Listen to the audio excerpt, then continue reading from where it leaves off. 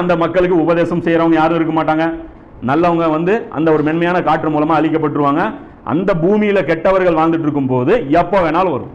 அந்த காலகட்டம் தான் திடீர்னு வருமே தவிர மற்றபடி இன்னைக்கு எல்லாம் வந்து மறுமை நாள் திடீர்னு எல்லாம் வராது.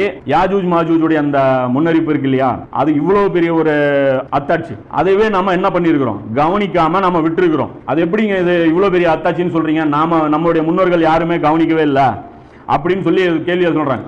அதே தான் வந்து மஹதி அலைஹிஸ்ஸலாம் வரும்போதும் நடக்க போகுது, தஜ்ஜால் வந்தாலும் அதே தான் நடக்க போகுது. அவ்வளவு சீக்கிரம் வந்து அந்த முன்னறிப்புகள்லாம் வந்து கணிச்சிக்கவே முடியாது. அந்த முன்னறிப்புகள்லாம் எப்படி கணிக்க முடியும் அப்படின்னா, சில வரலாற்றில் சில உதாரணங்கள் இருக்கு.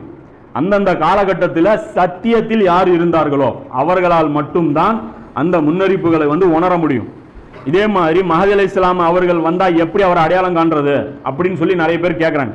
இந்த அடையாளங்களை பற்றி என்ன நினைக்கிறாங்க, முன்னறிப்புகளை வச்சு ரொம்ப சிக்கலாக இருக்கும் மஹதி அலைஹிஸ்ஸலாம் எப்படி கண்டுபிடிக்கிறதுன்ட்டு. அவங்க நிறைய ஆராய்ச்சிகள், அவருடைய நெத்தி எப்படி இருக்கும், அவருடைய மூக்கு எப்படி இருக்கும், அவர் எவங்க எப்படி இப்போ என்ன எங்கே இருப்பார், இப்படிலாம் ஆராய்ச்சி பண்ணுறாங்க. இப்படிலாம் ஆராய்ச்சி பண்ண தேவையில்லை. மஹதி அலைஹிஸ்ஸலாம் அவங்களுக்கு ஒரு மிஷன் இருந்துச்சு.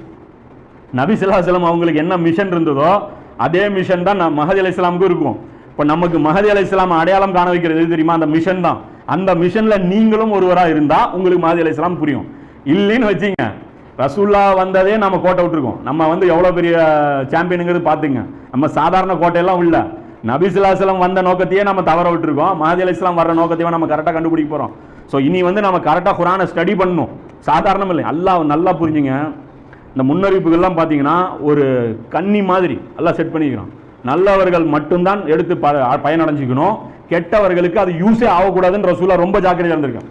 அவன் தொழுதாலும் சரி நோம்பு வச்சாலும் சரி, கெட்டவன் வந்து நல்ல டீம்ல வந்துடக்கூடாது, இவனுக்கு சொர்க்கத்துடைய பாக்கியங்கள் கிடைச்சிடக்கூடாது, அதை ஜாக்கிரதையாக இருந்திருக்காங்க. ஏன்னா சில உதாரணங்கள் பின்னாடி நான் காட்டுவேன், அதை பார்க்கும்போது தெரிஞ்சிடும். அதே மாதிரி தஜ்ஜாலையும் வந்து புரிஞ்சுங்க. தஜ்ஜாலை நீங்கள் அடையாளம் கண்டுபிடிக்கணும் அப்படின்னா, தஜ்ஜால் ஒரு சிஸ்டம் நீங்க ஏற்படுத்தி இருக்கிறான் பாருங்க. அந்த சிஸ்டத்தை நீங்க அடையாளம் கண்டுபிடிச்சி அந்த சிஸ்டத்தை நீங்க வெறுக்கக்கூடியவர்களா இருந்தா மட்டும்தான் தஜ்ஜாலை நீங்க கண்டுபிடிக்க முடியும். அவன் ஒத்த கண்ணு இருப்பான், நெத்தியில காசுறான், எல்லாம் ஒன்றும் அடையாளம் கண்டுபிடிக்க முடியாது.